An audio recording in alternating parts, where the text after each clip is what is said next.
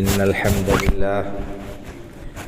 نحمده ونستعينه ونستغفره ونؤمن به ونتوكل عليه ونعوذ بالله من شرور أنفسنا ومن سيئات أعمالنا من يهده الله فلا مضل له ومن يضلل فلا هادي له وأشهد أن لا إله إلا الله وحده لا شريك له وأشهد أن محمدًا عبده ورسوله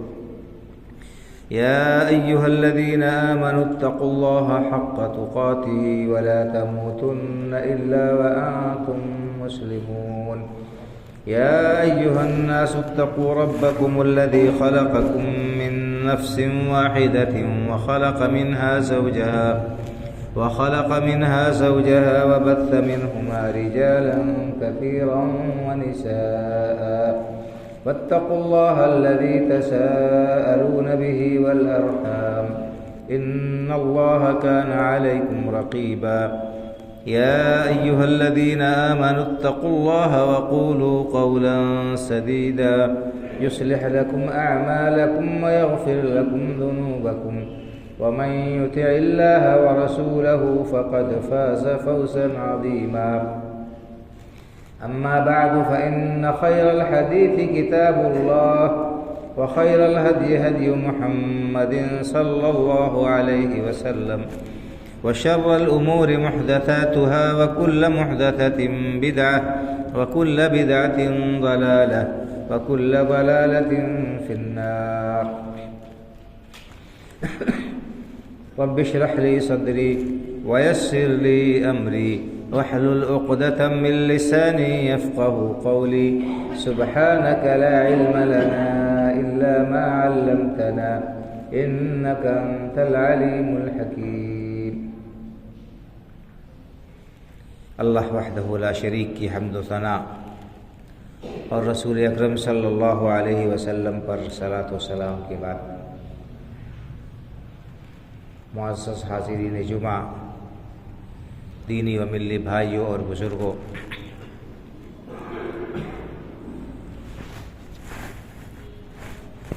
اگلے ہفتے سے ہمارے سروں پر ایک عظیم مہینہ سایہ فگن ہونے والا ہے۔ یہ مہینہ بہت ہی عظمت والا اور بڑی ہی فضیلت والا ہے۔ ہر سال یہ مہینہ ہمارے سروں پر سایہ فگن ہوتا ہے اور اللہ رب العالمین کی مہربانی، اس کا فضل و کرم، اس کی بخشش کی برسات کرتے ہوئے گزر جاتا ہے۔ خوش نصیب ہیں وہ لوگ جو اس مبارک مہینے کی کما حقہ قدر کرتے ہیں، اس سے بھرپور فائدہ اٹھانے کی کوشش کرتے ہیں۔ رمضان المبارک کے مہینے کی اہمیت اور اس کے مقام و مرتبے کو سلف صالحین رحمہم اللہ اچھی طرح سے جانتے تھے، اسی لیے وہ لوگ اس مہینے کو پانے کے لیے اللہ رب العالمین سے دعا کیا کرتے تھے۔ ان کی یہ دعا منقول ہے کہ اللہم بارک لنا فی رجب و شعبان وبلغنا رمضان۔ اے اللہ، ہمارے رجب و شعبان کے مہینے میں برکت دے اور ہمیں رمضان تک پہنچا دے، رمضان کا مہینہ ہمیں نصیب فرما۔ تو یہ لوگ دعا کیا کرتے تھے۔ رمضان المبارک کا مہینہ دراصل ایک انتہائی معزز و موقر مہمان کی طرح سے یا بہت ہی عزیز گھر والے کی طرح سے جو ایک لمبے عرصے کے بعد آ رہا ہو، ایک لمبے انتظار کے بعد جس سے ملاقات ہو رہی ہے۔ ہم میں سے اگر کسی کے یہاں کوئی معزز اور موقر قابل احترام مہمان آنے والا ہوتا ہے تو ہم کیا کرتے ہیں؟ ہم اس کے شایان شان اس کے استقبال کا اہتمام کرتے ہیں تاکہ ہم اپنے مہمان کی عزت میں، اس کی توقیر میں، اس کی تعظیم میں کسی قسم کی کمی نہ رہنے دیں، یا کسی شخص کا کوئی قریب ترین رشتہ دار، اس کا باپ، اس کا بھائی، اس کا بیٹا یا بیوی کا شوہر جو پردیس میں ہوتا ہے، ایک لمبے عرصے کے بعد اسے گھر آنا ہوتا ہے۔ جب گھر والوں کو یہ پتہ چلتا ہے کہ فلاں تاریخ کو ہمارے یہ عزیز جو ہم سے ایک لمبے عرصے سے جدا تھا، ہمارا یہ قریبی رشتہ دار جو ہم سے ایک لمبے عرصے سے بچھڑا ہوا تھا، وہ آنے والا تھا، آنے والا ہے، تو لوگ کیا کرتے ہیں؟ سراپا انتظار کرتے ہیں اور بے صبری سے اس کی آمد کے منتظر رہتے ہیں۔ اس کے لیے وہ طرح طرح کی تیاریاں کرتے ہیں، اور جب اس قسم کا کوئی معزز مہمان یا گھر کا کوئی فرد ایک لمبے عرصے کے بعد گھر پہنچتا ہے تو لوگوں کو کس قدر خوشی ہوتی ہے، کس قدر وہ مسرور ہوتے ہیں،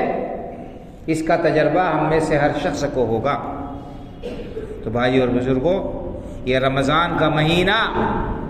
ایک معزز مہمان سے بڑھ کر بھی معزز ہے، اور قریب ترین رشتہ دار سے زیادہ اس کی آمد کا ہمیں اشتیاق رہنا چاہیے، اس کا ہمیں انتظار کرنا چاہیے، اور آنے پر اس کا بھرپور استقبال ہونا چاہیے۔ کیونکہ یہ مہینہ اپنے دامن میں اللہ رب العالمین کی رحمتوں، اس کے فضل و کرم، اس کی عنایات، اس کی بخششوں کا خزانہ لے کر آتا ہے۔ اس ماہ رمضان اور اس کے روزوں کی فضیلت آپ نے بارہا سنی۔ صحیح حدیث میں، متفق علیہ حدیث میں اللہ کے رسول صلی اللہ علیہ وسلم نے کیا فرمایا کہ من صام رمضان ایمانا واحتسابا غفر له ما تقدم من ذنبه، کہ جو شخص رمضان المبارک کا روزہ ایمان کے ساتھ اس کی فرضیت کو مانتے ہوئے کہ یہ اللہ رب العالمین کی طرف سے فرض ہے، اور احتساب اجر و ثواب کی نیت سے رکھتا ہے، تو اس کے پچھلے سارے گناہ معاف ہو جاتے ہیں۔ تو یہ دو شرط ہیں کہ ہم اس کی فرضیت کا یقین رکھیں کہ یہ اللہ رب العالمین کی طرف سے عائد کرتا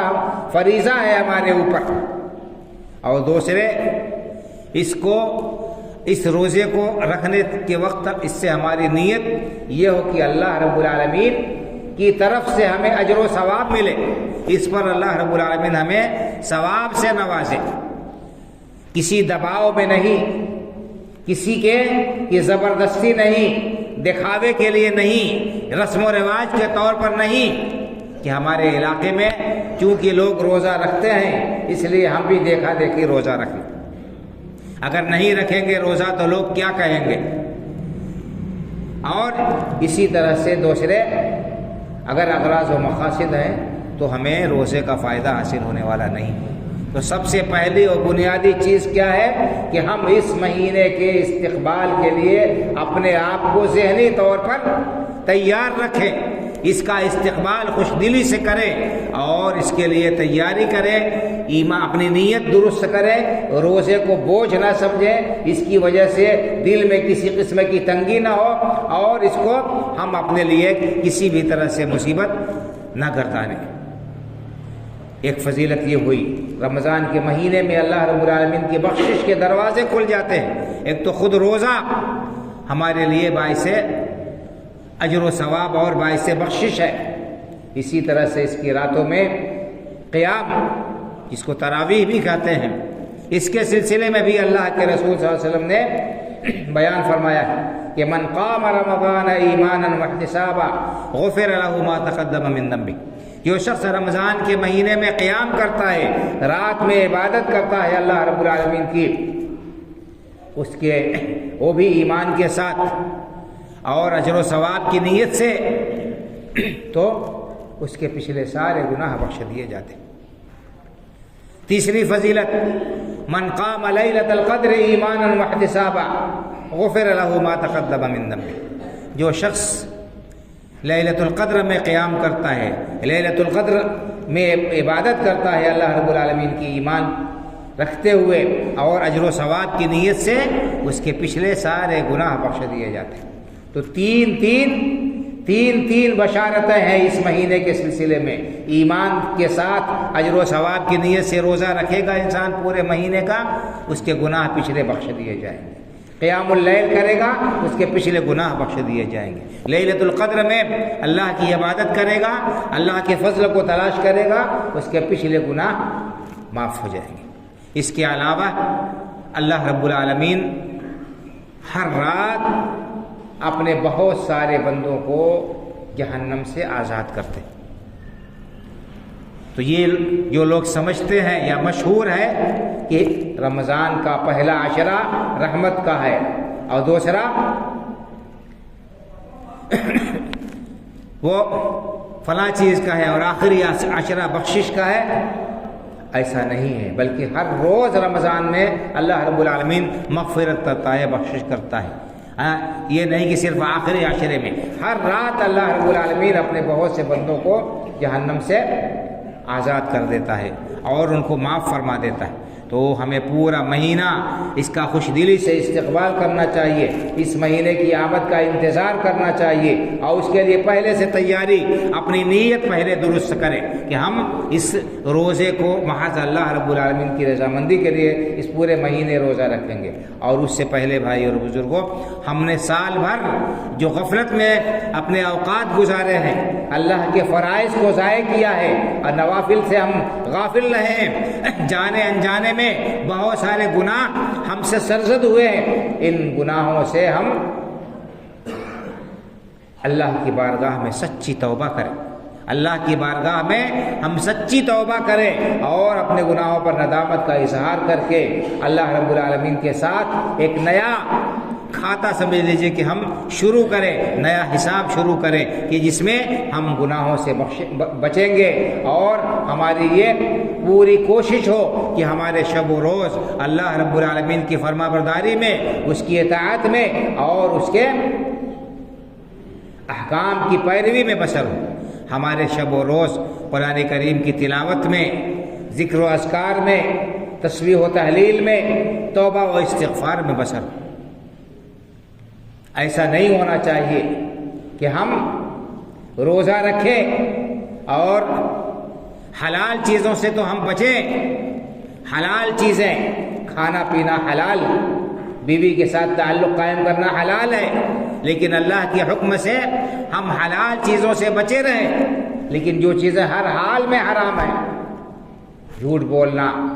غیبت کرنا، بد زبانی کرنا، گالی گفتاری کرنا، دھوکہ دینا، یہ سارے کے سارے کام ہر حال میں حرام ہیں۔ ان حرام کاموں سے ہم نہ بچیں اور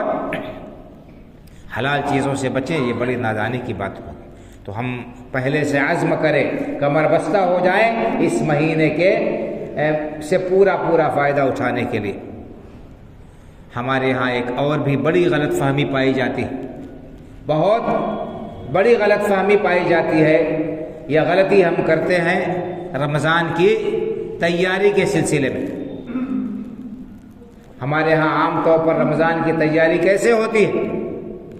مہینہ شروع ہونے سے پہلے رمضان کے لیے دسترخوان کے لیے انتظام ہو جاتا ہے، پورے مہینے انواع و اقسام کے کھانے اور مرغن چیزیں، تلی بھنی چیزیں، افطار کے وقت افطار کا ایک جزو ضروری سمجھے جاتے ہیں۔ رمضان کی تیاری ہم اس طرح کرتے ہیں کھانے پینے کے لیے اپنے دسترخوان کو وسیع کر دیں، یہ بالکل الٹا مفہوم ہے بھائی اور بزرگوں، روزے کے مقصد کے بالکل الٹ ہے یہ چیز۔ روزے میں ہمیں حکم دیا گیا ہے کہ ہم خاص وقت میں صبح صادق سے لے کر غروب آفتاب تک کھانے پینے سے احتراز کریں اور بچیں۔ اس کا مطلب یہ نہیں ہے کہ ہم نے دن بھر کھانا پینا ترک کر دیا ہے تو افطار کے ساتھ ہی ہم بالکل بے قابو ہو جائیں اور دسترخوان پر ٹوٹ پڑیں اور طرح طرح کی چیزوں سے اپنے معدے کو بھر لیں۔ یہ صحت کے اعتبار سے بھی انتہائی نقصان دہ ہے اور دین کے اعتبار سے بھی انتہائی نقصان دہ۔ جب انسان بھوکا رہتا ہے اور اس کے بعد اچانک اس کے معدے پر اتنا بوجھ پڑتا ہے تو اس کو مختلف قسم کی بیماریاں ہونے کا خطرہ رہتا ہے اور اس کے لیے صحت کے مسائل کھڑے ہو سکتے ہیں۔ تو اللہ رب العالمین کا فضل و کرم، اس کی خاص مہربانی ہے روزے داروں کے ساتھ کہ اس قدر بے احتیاطی کے باوجود بھی وہ عام طور پر بیماریوں سے بچے رہتے ہیں، ورنہ جتنی بے احتیاطی ہوتی ہے افطار کے وقت،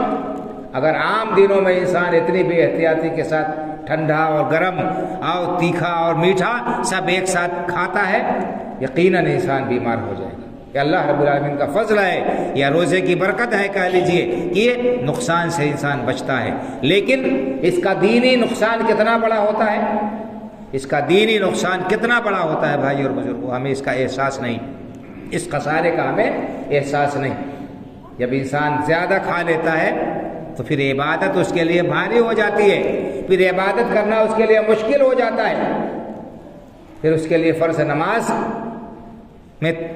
کھڑے ہونا مشکل ہوتا ہے اور تراویح تو اور بڑا پہاڑ ہو جاتی۔ پھر ہماری کوشش یہ ہوتی ہے کہ حافظ صاحب جلد سے جلد جتنا متعین ہے پڑھنا لپیٹ سپیٹ کر پڑھ کر جلدی سے چھٹی ہو جائے، آدھا گھنٹہ میں، 25 منٹ میں، اور کم میں، اور زیادہ میں، بس ایک رسم ادا ہوتی ہے۔ حافظ صاحب کیا پڑھ رہے ہیں ان کو بھی نہیں پتہ ہے، سننے والوں کو بھی نہیں، بس صرف یہ ہے کہ کسی طرح سے پارا پورا ہو جائے، کسی طرح سے ہماری جو منزل متعین ہے وہ ہو جائے۔ بالکل غلط بات ہے بھائی اور بزرگوں۔ قرآن اللہ رب العالمین نے اس لیے نہیں اتارا ہے کہ ہم اس کو لپیٹ سپیٹ کر جیسے چاہیں ویسے پڑھ ڈالیں، یہ انتہائی معیوب بات ہے، اس پر وعید آئی ہے، سلف صالحین نے اس پر نکیر کی ہے۔ قرآن کو اللہ رب العالمین نے اس لیے اتارا ہے تاکہ ہم اس کے اندر غور و فکر کریں، تدبر کریں، اس کی آیتوں سے عبرت اور نصیحت حاصل کریں۔ قرآن کریم میں اللہ رب العالمین نے ارشاد فرمایا، کتاب انزلناہ الیک مبارک لیدبروا آیاتہ ولیتذکر اولو الالباب، یہ ایک بابرکت کتاب ہے جو ہم نے آپ پر اتاری، یہ ایک بابرکت کتاب ہے جو ہم نے آپ پر نازل کی ہے۔ کیوں نازل کی ہے، کیوں اتاری ہے؟ لیدبروا آیاتہ، تاکہ لوگ اس کی آیتوں میں تدبر کریں، اس کی آیتوں کے اندر غور و فکر کریں، اس سے عبرت اور نصیحت حاصل کریں، ولیتذکر اولو الالباب، اور عقل مند لوگ اس سے نصیحت حاصل کریں۔ تو قرآن عبرت کی کتاب ہے، نصیحت کی کتاب ہے، اصلاح کی کتاب ہے۔ ہم نے اس قرآن کو ایک رسمی طور پر پڑھنے کی کتاب بنا لیا، ہم صرف ورق گردانی کرنا جانتے ہیں کہ یہاں سے یہاں تک پڑھ لیا، ہم نے ایک پارہ پڑھ لیا، دو پارہ پڑھ لیا، ایک ختم پڑھ لیا، دو ختم پڑھ لیا، کچھ بھی نہیں سمجھتے۔ غالباً امام حسن بصری رحمہ اللہ کا اس آیت کی تفسیر میں قول ہے، وہ کہتے ہیں کہ اس شخص نے قرآن نہیں پڑھا، اس شخص نے تدبر نہیں کیا، غور و فکر نہیں کیا، جس نے اس کے حروف کو تو پڑھ لیا، قرآن کے الفاظ کو ادا کر لیا، لیکن اس کے حدود کو، اس کے اندر کیا فرائض ہے، کیا اللہ رب العالمین نے احکام دیے ہیں، ان احکام کی پابندی نہیں کی، ان کو نہیں سمجھا، اس نے قرآن نہیں پڑھا، قرآن کو نہیں سمجھا۔ وہ کہتا ہے کہ میں نے پورا قرآن ختم کر ڈالا، حالانکہ نہ تو اس کے دین میں اس قرآن کا اثر نظر آتا ہے، نہ اس کے اخلاق پر قرآن کی تعلیمات کا اثر نظر آتا ہے۔ تو صرف قرآن پڑھ لینا، ختم کر لینا اور اس کے آداب کو نہ اپنانا، اس کے احکام پر عمل نہ کرنا، اس لیے قرآن اللہ تعالیٰ نے نہیں اتارا ہے بھائی اور بزرگوں۔ جگہ جگہ اللہ تعالیٰ نے تدبر کرنے کا، غور و فکر کرنے کا حکم دیا ہے۔ افلا یتدبرون القرآن ام علی قلوب اقفالها، لوگ قرآن میں غور و فکر کیوں نہیں کرتے؟ کیا ان کے دلوں پر تالے لگے ہوئے؟ کیا ان کے دلوں پر تالے لگے ہوئے؟ تو قرآن سمجھنے کے لیے اتارا گیا ہے بھائی اور بزرگوں، غور و فکر کرنے کے لیے اتارا گیا ہے، عبرت اور نصیحت حاصل کرنے کے لیے اتارا گیا ہے۔ اس کا مطلب یہ نہیں ہے کہ ہر آدمی آزاد ہے اور وہ ڈکشنری لے کر اردو اور قرآن کے معنی اور مفہوم کو خود سے سمجھنے کی کوشش کرے، نہیں، بلکہ علماء کرام رحمہم اللہ نے، مفسرین نے جو تفسیر لکھی ہے، جو تراجم لکھے ہیں، ان کو پڑھیں، ان سے عبرت اور نصیحت حاصل کریں۔ قرآن میں اللہ رب العالمین نے کتنی باتیں بتائی۔ اگر انسان صرف سورہ فاتحہ کو صحیح سمجھ لے، اس کے معنی اور مفہوم کو سمجھ لے، تو اس کا عقیدہ درست ہو جائے گا۔ لوگوں کے اندر، مسلمانوں کے اندر جو شرکیات پائی جاتی ہیں، جو اللہ کو چھوڑ کر غیروں کی عبادت کرتے ہیں، دوسروں کے آستانوں کو آباد کر رکھا ہے اور طرح طرح کی گمراہیوں میں مبتلا ہے، صرف سورہ فاتحہ کے معنی اور مفہوم کو سمجھ لے تو یہ گمراہیاں دور ہو سکتی ہیں، یہ خرابیاں ختم ہو جائیں گی، لوگوں کے ایمان اور عقیدے کی اصلاح ہو جائے گی، ان کا عمل درست ہو جائے گا۔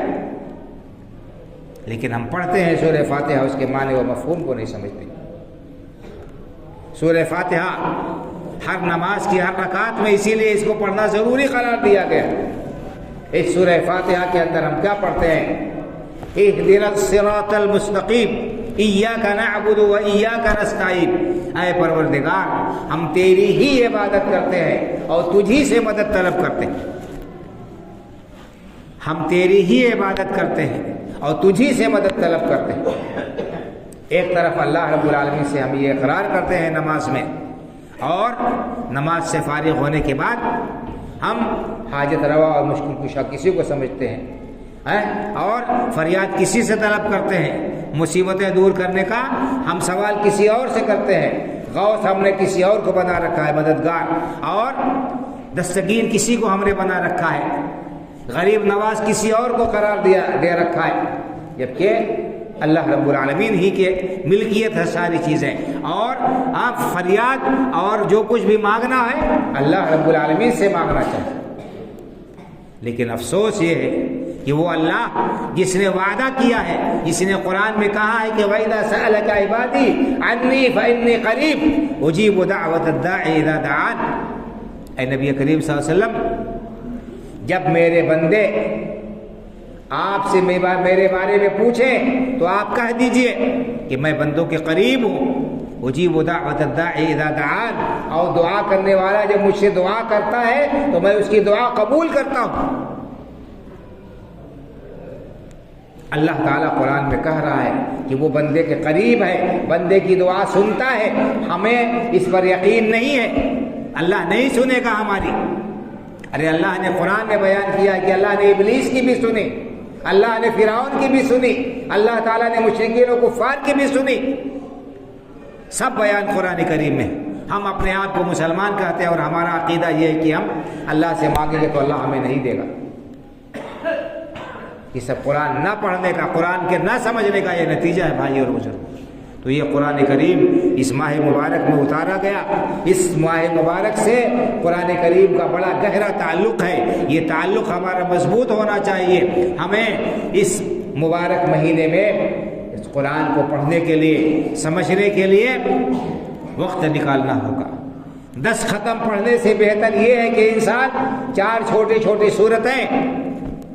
ان کو پڑھ لے، سمجھ لے، ان کے معنی اور مفہوم کو ذہن میں بٹھا لے اور ان کے مطابق اپنے ایمان اور عقیدے کو درست کر لے۔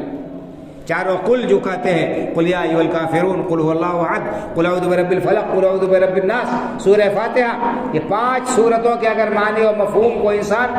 پڑھ لیں رمضان کے مہینے میں، ان کو سمجھ لیں، حقیقت میں اس کے ایمان اور عقیدے کی اصلاح ہو جائے گی، اس کے اندر جو بگاڑ ہے، جو فساد ہے، یقیناً دور ہو جائے گا۔ تو اس مہینے کو ہم کھانے پینے کا مہینہ نہ بنائیں، اس مہینے کے لیے تیاری اس طرح نہ کریں کہ ابھی سے ہم منصوبہ بندی کر لیں اور اپنے گھروں میں لا کر طرح طرح کے سامان پکوان کے رکھ لیں۔ بہت ہی بڑے ظالم ہیں وہ لوگ جو اپنی عورتوں کو انہی چیزوں میں مشغول رکھتے ہیں، بیچاری ظہر سے لے کر مغرب تک ان کے اوقات باورچی خانے میں صرف ہوتے ہیں، آج یہ بنانا ہے تو یہ پکانا ہے تو یہ کرنا ہے، اور اس کے بعد مغرب کے بعد کھانا کھانے کے بعد سے ان کو برتن دھونا اور اگلے دن کے لیے تیاری کرنا۔ وہ کب عبادت کریں گے؟ کیا ان کو وہ اللہ رب العالمین کے ہاں نہیں جانا ہے؟ کیا ان کو عبادت کی ضرورت نہیں ہے؟ کیا ان کو قرآن کریم کی تلاوت کی ضرورت نہیں ہے؟ تو رمضان کے لیے تیاری ہم کریں بھائی اور بزرگوں، کہ ہم اس مہینے سے کیسے فائدہ اٹھائیں گے، کیسے اس مہینے میں اپنے ایمان اور عمل میں اضافہ کریں گے، اپنی پچھلی غلطیوں کی کیسے تلافی کریں گے۔ اللہ رب العالمین کے بارگاہ میں ہم حاضر ہوں گے تو ہم دنیا اور آخرت کی خیر و بھلائی کو حاصل کرنے کے لیے اپنے آپ کو آمادہ و تیار رکھیں گے۔ نماز فرض ہے ہی، اس کے سلسلے میں تو کوتاہی یہ متصور ہی نہیں ہے۔ ایک انسان، ایک مسلمان اپنے آپ کو مسلمان کہے اور فرض نمازوں سے وہ غفلت برتے، یہ تو بالکل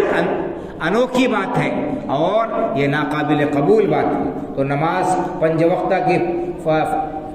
ادائیگی کے ساتھ، اہتمام کے ساتھ نوافل کا اہتمام کرے، یعنی نفل نمازیں بھی کچھ نہ کچھ پڑھیں، اسی طرح سے قرآن کریم کی تلاوت کا اہتمام کریں اور امام کے ساتھ شامل ہو کر، حاضر ہو کر پوری تراویح پڑھیں، پورے مہینے میں پڑھیں۔ اللہ کے رسول صلی اللہ علیہ وسلم نے ایک بڑی فضیلت بھی بیان فرمائی ہے، جو شخص امام کے ساتھ شامل ہو کر پڑھتا ہے تراویح قیام اللیل میں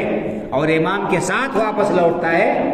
اللہ تعالیٰ اسے پوری رات قیام کرنے کا ثواب عطا کرتا ہے۔ پوری رات قیام اللیل کا عبادت کا ثواب ملتا ہے اس شخص کو جو امام کے ساتھ آخر تک قیام اللیل میں شامل ہوتا ہے۔ تو ہمیں ان مواقع کو ضائع نہیں کرنا چاہیے۔ دنیا کے معاملے میں ہم بڑے سیانے ہیں، بڑے ہوشیار اور عقل مند ہیں، کوئی بھی موقع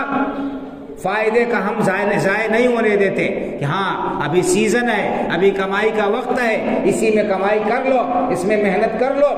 اس میں ہم غفلت نہیں کرتے ہیں، اس وقت کو ضائع نہیں ہونے دیتے ہیں۔ یہ نیکیوں کا موسم بہار آ رہا ہے، نیکیاں کمانے کا، آخرت کے لیے توشہ جمع کرنے کا یہ بہترین وقت آ رہا ہے۔ اگر اس کو ہم نے ضائع کر دیا، اگر ہم نے اس کو برباد کر دیا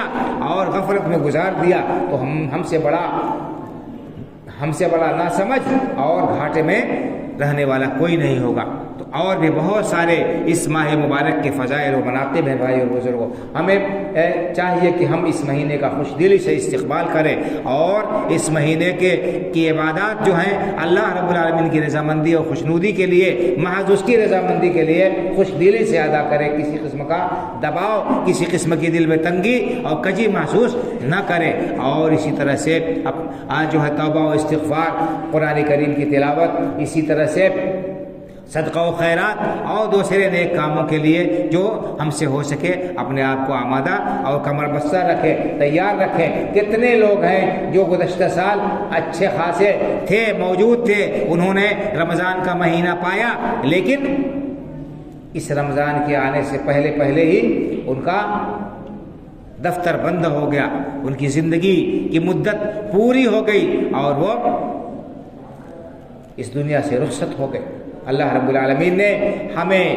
ابھی تک باقی رکھا ہے، زندہ رکھا ہے۔ اللہ رب العالمین اس چند دن جو بچے ہوئے ہیں خیریت سے ان کو گزار کر یہ مبارک مہینہ ہمیں نصیب فرمائے اور اس کے ایک ایک لمحے سے پورا پورا فائدہ اٹھانے کی توفیق عطا فرمائے، اور اللہ رب العالمین ہماری ٹوٹی پھوٹی عبادات کو قبولیت سے نواز کر اور اللہ تعالیٰ دنیا اور آخرت کے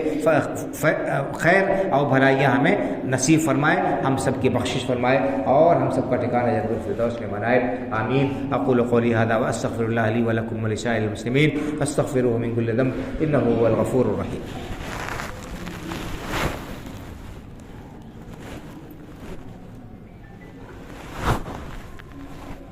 ان الحمد لله نحمده ونستعينه ونستغفره ونؤمن به ونتوكل عليه ونعوذ بالله من شرور أنفسنا ومن سيئات أعمالنا،